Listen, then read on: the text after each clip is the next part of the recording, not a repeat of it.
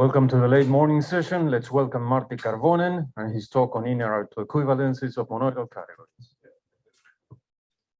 Hello, thanks for having me here. Let's just get started. So this is part of work that I've been doing with Peter Hofstra in Ottawa. So first of all, let's first get the punchline so that at least that's out of the way in case I run out of time. So for groups, everyone knows what an inner automorphism is. It's basically you pick some element in your group and then you conjugate with it. And now we have sort of a result that something similar holds for monoidal categories, where now instead of inner automorphisms, we speak of inner autoequivalences, and they're basically of the form of conjugating with an object, where now this object should be weakly invertible, meaning that there's some other object, A inverse, such that the product either way is isomorphic to the tensor unit. And now the important point about this is that this is not a definition, it's a theorem. So in other words, if there's something to take home from this talk, is that there's a general theory of what does it mean for something to be an inner automorphism in any category whatsoever. And that story is already known, but we'll recap it in the beginning. And a similar story works one dimension up. And I guess it should work in any dimension whatsoever, but I haven't checked as I haven't needed that story yet. So let's see how we go to this. So if you start from a group and pick an element in the group, then sure, you can conjugate with that element in G, but actually you have a whole family of homomorphisms or of automorphisms of all kinds of groups. So if you have any homomorphism out of G, then you can conjugate with f of G, and you get another automorphism of this other group. Now this whole family of automorphisms fits nicely together. So if you take any homomorphism from H to H prime, and then you do the conjugate with f of G here, or you apply H, and then you conjugate with H of f of G. You'll end up with the same result as if you went the other way around. And this can be neatly captured by actually saying that this is a natural automorphism of a certain functor. So basically, you just look at the slice category of where you have all homomorphisms out of your starting group G, and you take the projection to the category of groups. And this data we described here is natural automorphism of this functor. Moreover, Bergman has shown that actually any natural automorphism of this projection basically comes from conjugation by uniquely determined element of the group G in this way. And now this is something we can generalize.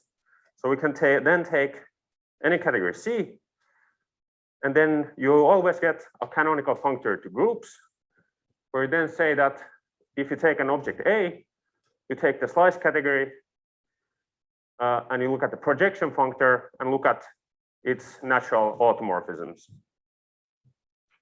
And then one can write down what an action, how this acts on morphisms as well. So just to write this down explicitly, an element of this isotropic group then consists of an automorphism from B to B for any homomorphism F out of A. And these homomorphisms should be compatible in exactly the same way as we had for groups. And then if you want to figure out what does it mean, how does this functor work on morphisms? Well, if you had a morphism G from A to B, then basically what you do is that you just reindex the family alpha, and you just plug in G, sort of pre-compose everything with G. Now, I'd then like to say that, okay, any automorphism of an object in a category is then an inner automorphism, precisely if it is part of a family like this.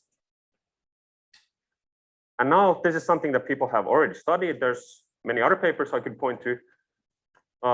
But in particular, they've shown that if you work with algebraic theories or even essentially algebraic theories, then these inner automorphisms in this sense, or the isotropic group, coincides with something called definable automorphisms. I'm not going to go into what that means, but intuitively, if you have some kind of algebraic theory, then those would be the automorphisms that you can sort of define just from the syntax of the theory, sort of like conjugation for groups. And I think there's also some work in trying to go even further than essentially algebraic theories into geometric theories, but I don't know too well what the state of the art is there. And in particular, using these syntactic tools or logical tools, they can then show that if they strict monoidal categories and strict monoidal functors, then the isotropic group coincides with the group of strictly invertible objects of C. So if you have a strict monoidal category, there's a underlying monoid on objects, and you can just take the invertible elements of that monoid, and that will correspond to the isotropic group. And now this immediately suggests that something like this should be true. So if you then, instead of working with strict monoidal categories, you were to work with general monoidal categories, then you should be able to get, instead of the strictly invertible objects, you should be able to recover the weakly invertible objects. But to make this precise, you'd need to first do two things. So, well, we had this notion of the isotropic group, but instead we should bump the dimension up, because if you think of conjugation by a weakly invertible object like this, then that's not actually an automorphism of the monoidal category, it's just an autoequivalence. And moreover, you need to figure out how to compute these sort of higher dimensional isotropic groups. And in particular, well, maybe it's just a defect of mine, but I don't know too well how you'd sort of generalize exactly the same logical or syntactic tools one dimension up. So maybe there's some sort of direct categorical way of computing these isotropic groups. And indeed there is, and that's something I'll be talking about next. So let's first see how to just bump the dimension up. So if you don't even need a strict 2 category, you can just take a bi-category. And then you'd sort of take the pseudo-categorical pseudo-categorical slice over the object A, look at the projection, and then you'd look at, instead of natural automorphisms, you just look at pseudo-natural autoequivalences, and then you'd take modifications between these, and that's the action on objects. And then on one cells, it works with the same kind of whiskering as before, resulting in a pseudo-functor. And then 2 cells of C will then induce monoidal natural transformations between these. And now there's a slight catch here, and that's sort of hinted at with the invertible question mark here. So there's actually 2 reasonable definitions you might take here. So you might say, okay, on the object part, you take all pseudo-natural autoequivalences and only the invertible modifications between them. This would be tempting because then you get something that's known as a 2 group or a weak 2 group, if you want to use the terminology. But the catch is that if you insist on that, then there's no reasonable way of defining what this pseudo-functor Z, this isotropy thing, should do on 2 cells, except for the invertible 2 cells. So that's one option. So if you just work with the invertible 2 cells, or alternatively, you take all modifications between these pseudo-natural autoequivalences, and then when earlier you work with the pseudo slice, you should work with the lax slice, and then everything works out just fine. The only downside is that the end result is not a 2 group anymore. It's a mono. I mean, for any object A of C, you'll get the monoidal category where all the objects are weakly invertible, but the morphisms don't have to be invertible. If someone has any sort of strong aesthetic or other kinds of reasons why one or the other notion would be better, I'd be very happy to hear about that. But for this talk, or for the result for monoidal categories, the sort of story works out pretty much the same, so we won't worry about this distinction too much. And now we need one tool on how to compute these isotropic groups. So I'll first explain the one-dimensional version, and then show how it generalizes one dimension up. But first of all, let's remember this definition of a dense functor. Tom Lenser mentioned this in his talk. So I'd like to think of the first definition as sort of the first condition as the actual definition of what something means to be dense, because that's something I'd usually like to verify myself when I check if a functor is or isn't dense.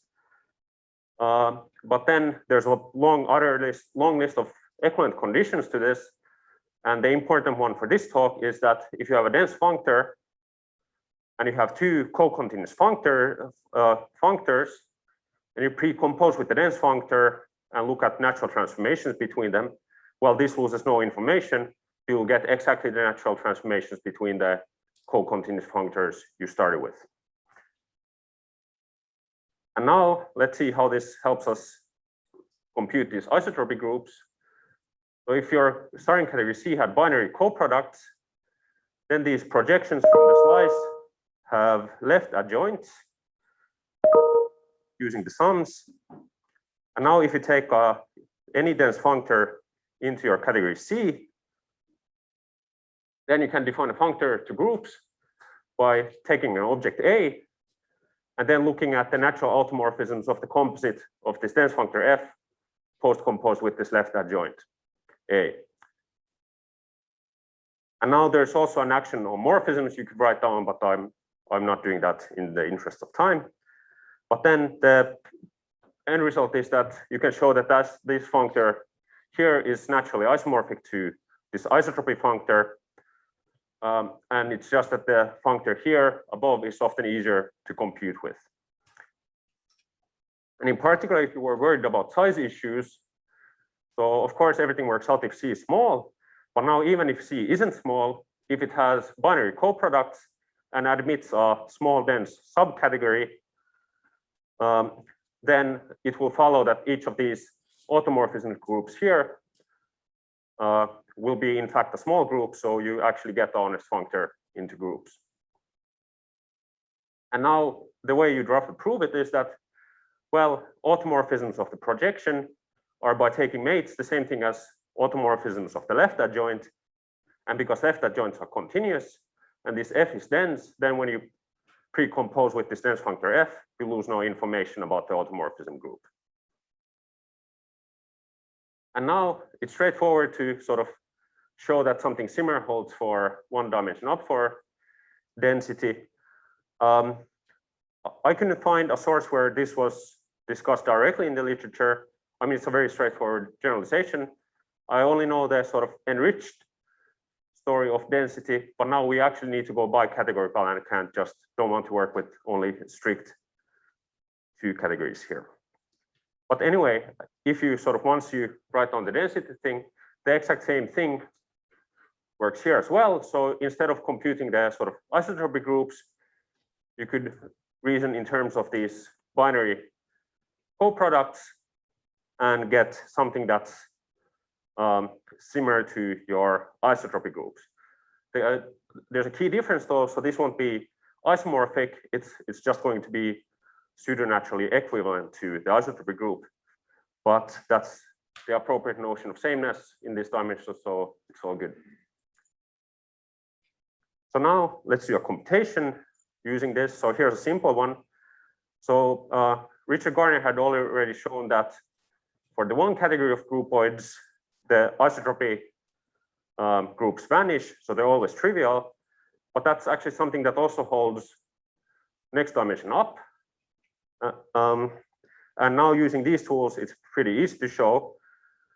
So in the two category of groupoids, if you just look at the trivial groupoid with one object, then that's actually the subcategory it spans is dense.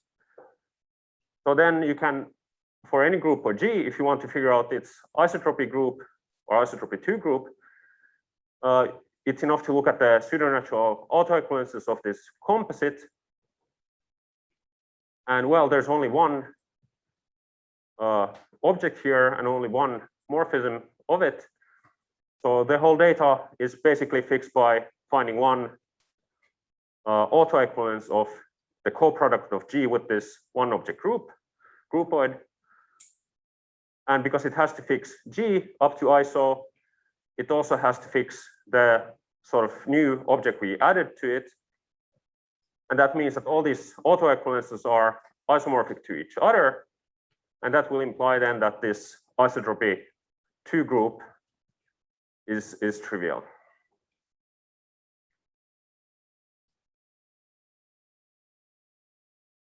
But yeah, indeed, this is just a, like I said earlier, it's a pseudonatural equivalence. So you can actually show that there are some elements here. So you can just by hand construct some sort of other pseudonatural autoequivalences that aren't strictly equal to the identity. It just turns out because of this that there's always an invertible modification from any such element of this isotropy to the identity element. And now we can do the computation for monoidal categories using these same kinds of tools. So now I'll, just for convenience, I'll work in the bi-equivalent category where I replace I still assume that monoidal categories are strict, but I work with strong monoidal functors. And now for convenience, I'll first work with monoidal natural isomorphisms. So I assume all the 2 cells are invertible. And I'll say in the end how the result changes if you change take all monoidal natural transformations. So then there's a nice candidate for a dense subcategory. You just take the free monoidal category of 2 objects, which we'll call X and Y. And then using these results, then we'll see that the element of the isotropy group of this monoidal category is more or less defined by an autoequivalence of this coproduct that moreover has to fix the part C up to isomorphism. And now any autoequivalence of this coproduct won't do. It also has to be suitably pseudonatural.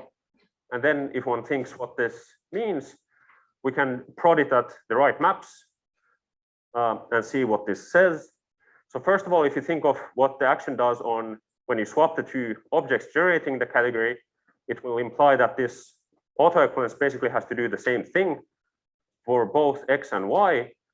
So you can just think of it as being given by a word in the object of C, and then there's one free variable, and then you might either plug X to it or you might plug Y to it. And then maybe we can see something more about this word. So this autoequivalence should also be pseudonatural at the map that sends the generators to their product. And that will imply, well, that basically that this free variable has to be used at most once. And because it has to be an equivalence, it actually has to use the free variable exactly once. So the word has to be something like this. So you just have the X, and then you have some 2 objects on either side. And because this functor has to be strong monoidal, it will imply that one way this has to be isomorphic to the tensor unit. And then pseudonaturality at the other side will imply that the other give us the other isomorphism to identity. So in a nutshell, we'll see that you exactly get the weakly invertible objects and the isomorphisms between them. And now if you started instead of the story with all monoidal natural transformations, you'd get all the weakly invertible objects and you'd get all maps between them. And that's it. Thanks.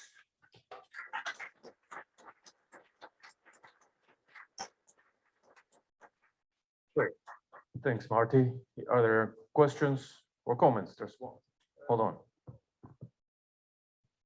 Are there any compelling examples of sort of having a monoidal category, considering this part of it, where you get something sort of interesting or important out? Wait, can you repeat the question? So, do you have any compelling examples? I mean, of what exactly? So of other kinds of isotropy groups where you get something else, or? I was thinking along the lines of, I might consider this monoidal category, but its isotropy group is this thing. So of interesting monoidal categories where you have sort of interesting weakly invertible objects. Yeah, so I'm not exactly an expert on all of these, but I've understood that, for example, you get all kinds of interesting, I mean, you basically capture line bundles, for example, in various geometric contexts as sort of these weakly invertible objects in a certain monoidal category. So that's certainly something that people sort of study elsewhere and is of interest. We have a question from Joost.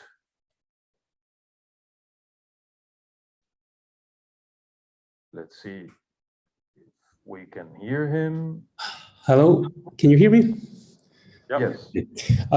Yeah, I have maybe a bit vague and wild question, but so your inner equivalences, they come from weakly invertible objects in your monoidal category. Now, I'm used to work more with the vector spaces, and then there are not really a lot of weakly invertible or objects that are invertible with respect to the tensor product, but you have a lot of adjoint pairs or rigid objects in your category. Now, if you take a rigid object instead of an invertible one, I guess the functors you get would be no longer strict monoidal autoequivalences, but some kind of lax monoidal adjunctions. Do you think that what you develop can be generalized to such a setting, or there's no? That's a very good question. So I'll first say something about one dimension down. So instead of sort of these natural automorphisms of the projection, you could look at natural endomorphisms of it. So drop the invertibility condition. And that's certainly something people have looked at, although I'm not sure there's much written in print. So I'd expect that doing that kind of story one dimension up, and maybe if you actually go somewhere in between, so instead of all pseudonatural endomorphisms, you could look at all pseudonatural adjoint endomorphisms, then I'm hopeful that maybe you could capture the example you had in mind. But there's a couple of things to check, of course. Okay, thank you. There's another question there.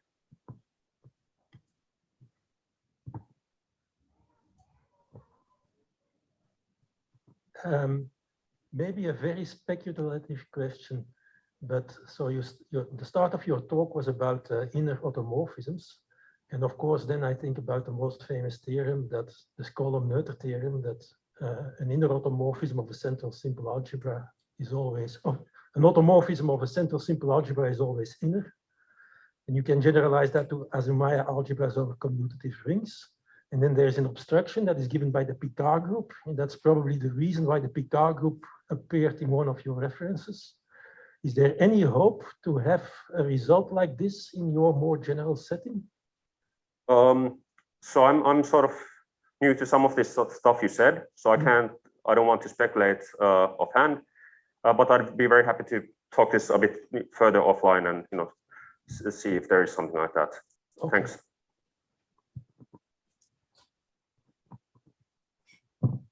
Any other question or comment? What about online? No, so let's thank the speaker again.